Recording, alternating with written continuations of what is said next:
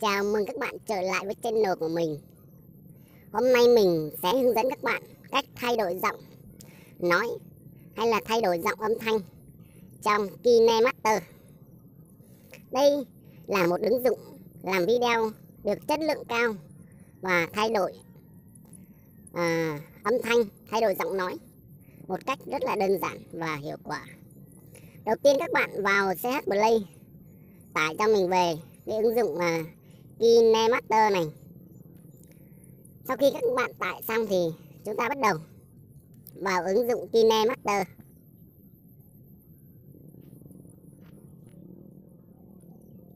Các bạn đợi cho một tí nha. Rồi các bạn ấn vào dấu cộng như bình thường, hỗ trợ dự án. Các bạn cứ làm như bình thường mình làm một video. Rồi ở đây mình sẽ chọn đại một video nào đó.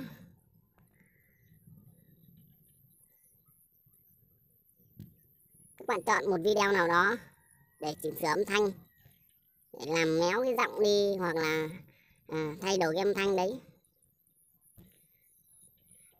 Rồi ok. Sau khi video hiện lên như vậy thì các bạn ấn vào cái video đây cho mình. Rồi các bạn chọn vào cây kéo. Các bạn chọn vào dòng cuối cùng, trích xuất âm thanh. Ok rồi sau đó các bạn chọn vào cái dòng âm thanh xanh xanh ở dưới này. Rồi các bạn chọn tiếp theo vào cái biểu tượng loa này.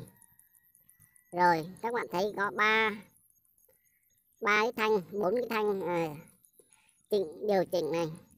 Muốn thay đổi giọng thì các bạn chỉ cần chỉnh cái âm độ ở đây lên hoặc là xuống.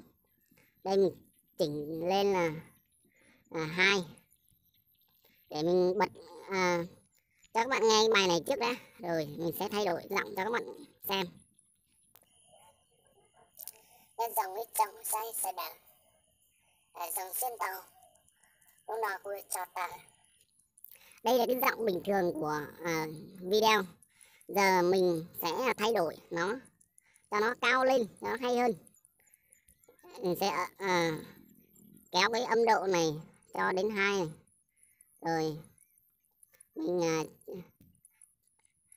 Rồi mình bật lên các bạn nghe thử nha. Nhân dòng ít trong say sẽ đàn dòng xuyên tàu lúc nào vui cho ta cô ra video. Như vậy là mình vừa thay đổi được cái giọng nói của cái video này lên cao hơn và nghe nó hay hơn, đúng không ạ? Và tùy các bạn có thể điều chỉnh cao thấp hay như thế nào đó.